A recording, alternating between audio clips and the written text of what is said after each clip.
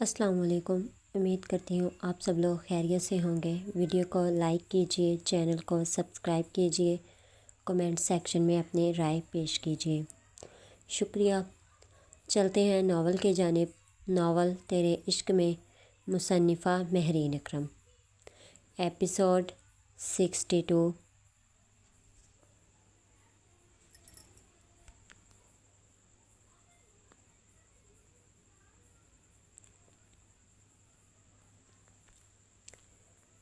میری میٹنگ ہے، بس وہ اٹینڈ کر کے تمہیں پک کرتا ہوں۔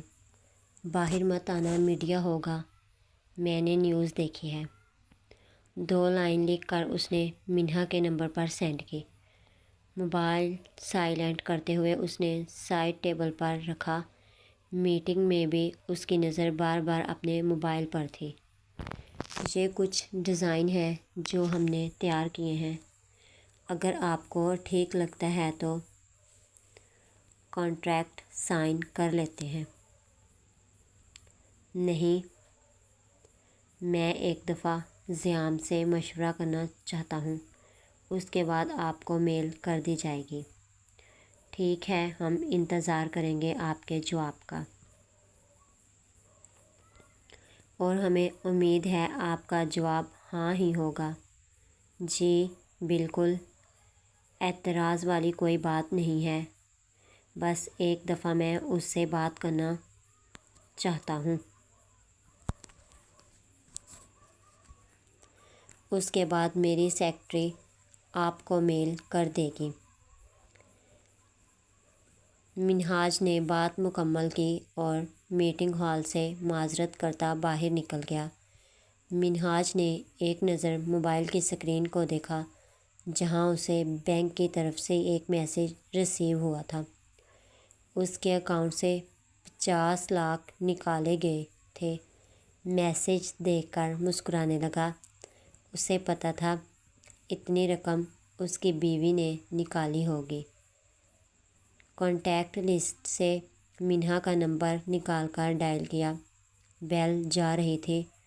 اس نے پاکٹ سے کار کی چابی نکالی اور گاڑی کی طرف چلنے لگا۔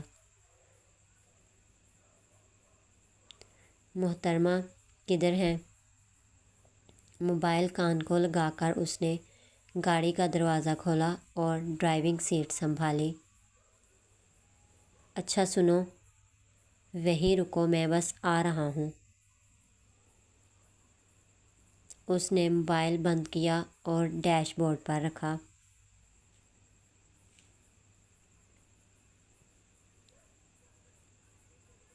وہ دونوں اس وقت مینال کے بتائے ہوئے ریسٹورنٹ میں بیٹھے تھے۔ معذرت چاہتی ہوں، تھوڑی دیر ہو گئی مجھے۔ وہ ان دونوں کے قریب دوسری چیئر کو گھسیٹ کر بیٹھی۔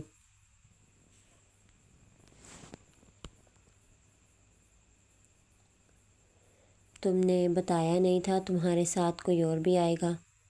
اس نے ایک نظر مینیو کارڈ کو دیکھا، جہاں وہ کچھ دیکھ کر آرڈر کرنا چاہتی تھی۔ یہ میرا دوست ہے، ہمیں کچھ بات کرنی ہے تم سے، زیام نے فرحان کا بتایا۔ کافی یا چائے؟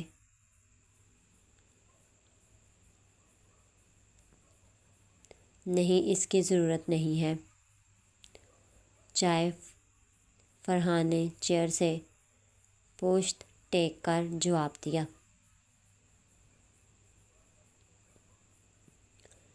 اس نے سر کو جھٹکا۔ وہ جانتا تھا جہاں بات چائے کی آ جائے وہ پھر انکار نہیں کرتا۔ اس نے گہری مسکراہٹ کے ساتھ چائے کا آرڈر دیا۔ یہاں کی چائے اچھی ہوتی ہے۔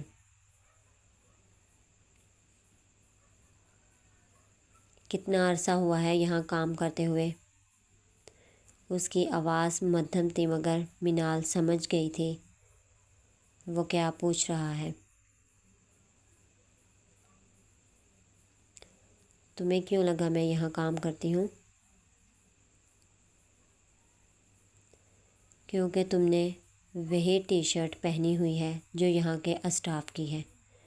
جب آرڈر دیا تھا تو تم نے ویٹر کو اس کے نام سے مخاطب کیا تھا۔ مطلب تم اسے جانتی تھی؟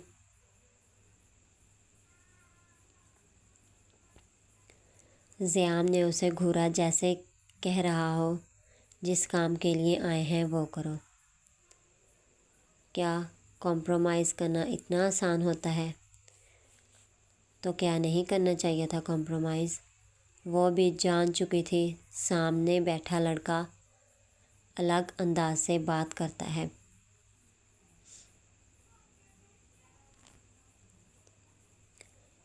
کیا ملا کمپرومائز کر کے؟ وہی سب ملا جس کے لیے بھاگ رہی تھی۔ کیا دکھ نہیں ہوتا تمہیں؟ نہیں، خوشی ہوتی ہے۔ میں نے اپنی عزت پر کمپرومائز کیا ہے۔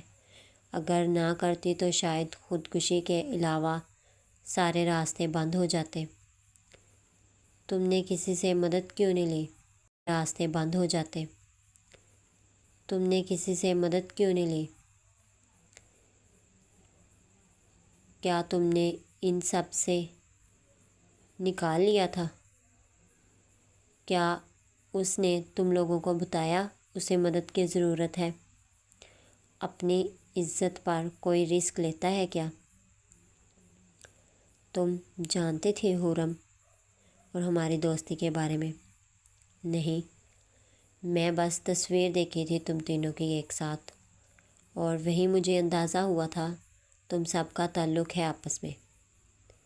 میں نے جب انٹرویو دیا تھا میں نے جان بوجھ کر چلڈرن ہوم کو مینشن کیا تھا۔ مجھے امید تھی مجھے سلیکٹ کر لیا جائے گا۔ وہ تم لوگوں کو کیوں بلیک میل کرتے تھے؟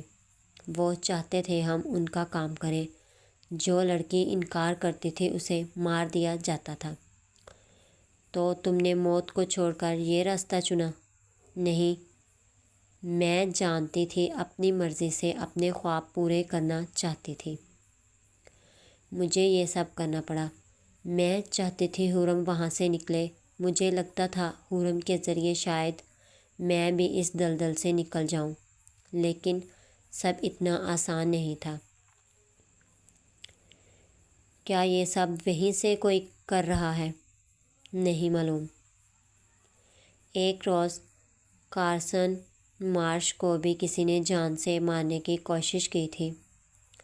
پہلے ہمیں لگتا تھا وہ ہیں ان سب کے پیچھے، مگر ہم غلط نکلے۔ ہماری وجہ سے ان کی زندگی کو بھی خطرہ ہے۔ کیا تم کچھ اور جانتی ہو؟ نہیں، مگر شاید یہ ہماری آخری ملاقات ہو۔ ان لوگوں کو پتہ چل گیا ہوگا۔ وہ لوگ مجھے مار دیں گے۔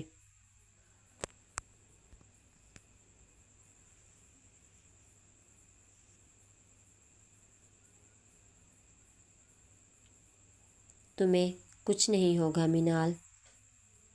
اتنے لمبی گفتگو میں وہ پہلی بار بولا تھا۔ نہیں، تم مجھے نہیں بچا سکتے۔ میں جانتی تھی جس دن تم سے ملوں گی وہ آخری دن ہوگا۔ یہ ایک ایڈریس ہے، یہاں شاید کچھ مل جائے۔ اس نے ایک کاغذ کا ٹکڑا ان کے سامنے رکھا۔ تم ہمارے ساتھ چلو۔ زیام کو اب اس کی فکر ہو رہی تھی۔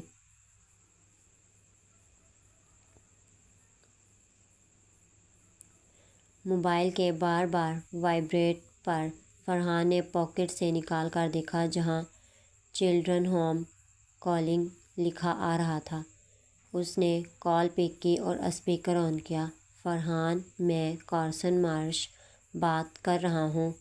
مجھے تمہاری ضرورت ہے بیٹا، تم یہاں آ سکتے ہو؟ سب خیریت ہے؟ تم آ جاؤ، سب بتاتا ہوں۔ مجھے کچھ بھی ٹھیک نہیں لگ رہا۔ بس اتنی سی بات کے بعد دوسری طرف سے کال ڈسکنیکٹ ہو گئی۔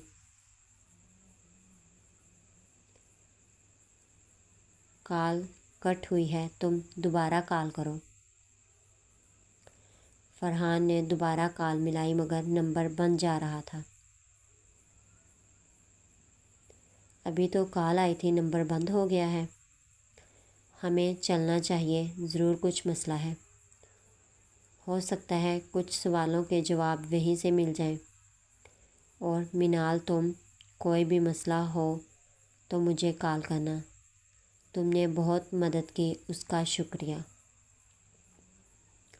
تمہارا یہ احسان ہم سود سمیت واپس کریں گے۔ اس نے مسکرا کر سر کو خم کیا۔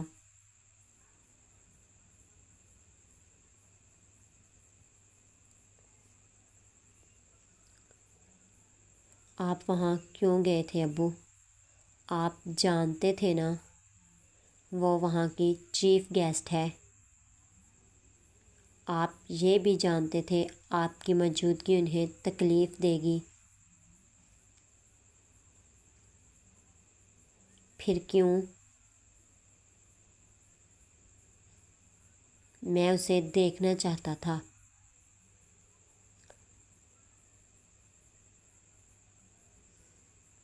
میں دیکھنا چاہتا تھا مجھ سے دور ہونے کے بعد وہ کیسی دکھتی ہے۔ میں آنکھوں کو پرسکون کرنا چاہتا تھا۔ کیا خود پرسکون ہونے کے لیے دوسروں کا سکون برباد کر دیتے ہیں؟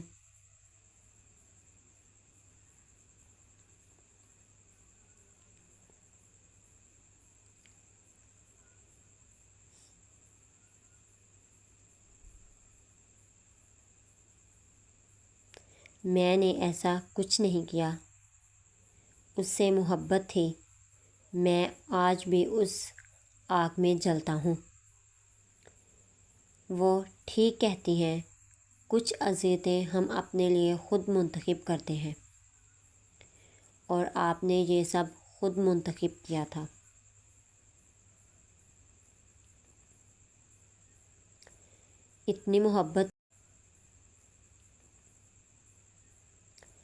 اتنی محبت تھی تو کیوں جانے دیا انہیں کسی اور کے نصیب میں؟ کیوں نہیں کی ان سے شادی؟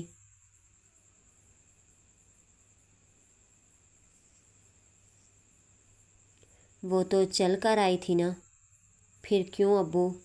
کیوں آپ نے ان کو چھوڑ کر اپنا مستقبل چنا؟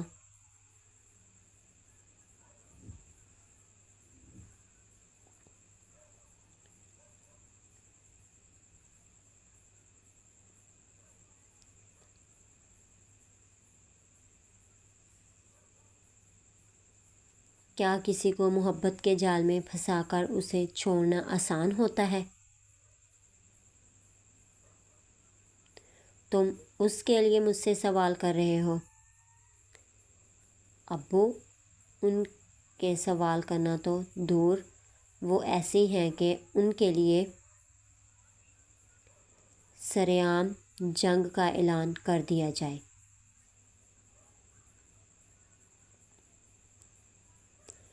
آپ نے ایسا کیوں نہیں کیا؟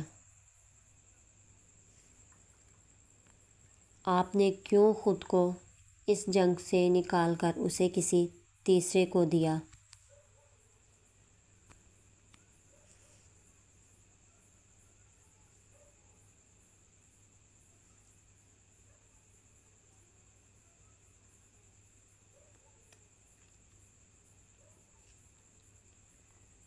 میں مجبور تھا۔ مجھے اس وقت خود سے زیادہ عزیز کچھ نہیں تھا، مگر اب پچھتاتا ہوں میں نے اسے چھوڑ کر غلطی کی۔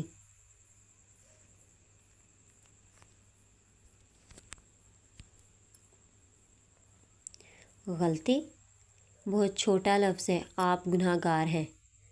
مجھے لگتا تھا آپ دنیا کے اچھے باپ ہیں۔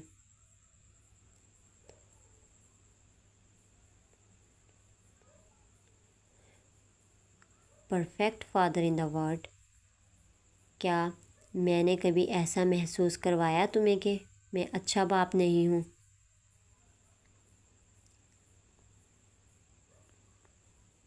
میں نے تمہاری ہر خواہش پوری کی ہے۔ آپ ایک اچھے باپ ہیں مگر اچھے عاشق نہیں ہیں۔ آئندہ آپ اس جگہ نہیں جائیں گے جہاں مس حمنہ عمیر عالم چیف گیسٹ ہوں گی۔ تم مجھے روک رہے ہو؟ جیسا آپ سمجھیں۔ میں دوبارہ یہ بات نہیں دہراؤں گا ابو۔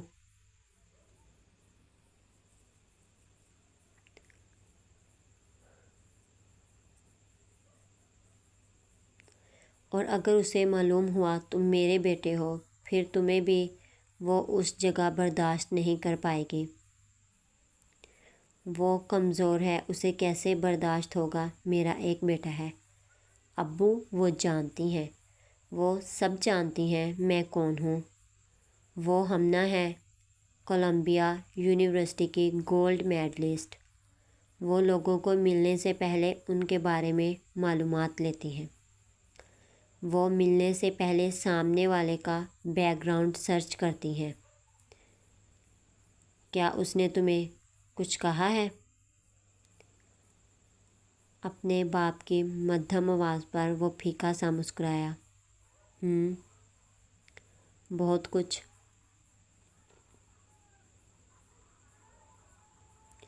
انہوں نے کہا کہ مجھے آپ کا سہارا بننا چاہیے، آپ کو جوائن کرنا چاہیے۔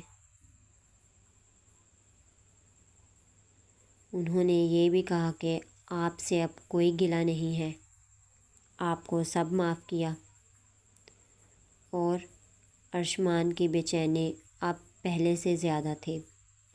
کچھ لمحے خاموشی کے بعد وہ دوبارہ بولا، وہ آپ کا سامنا نہیں کرنا چاہتی ابو۔ انہوں نے کہا آپ کے سامنے آنے سے بہتر ہے مجھے موت آ جائے۔ انہوں نے آپ پر موت کو ترجیح دی۔ وہ کہتے ہیں نا، موت آ جائے غالب مگر محبوب کی یاد نہ آئے۔ ان لفظوں پر ارشمان کی دنیا ٹھہر گئی تھی۔ اس کی گہری گہری سانس لی مانو سانس بند ہو رہا ہو۔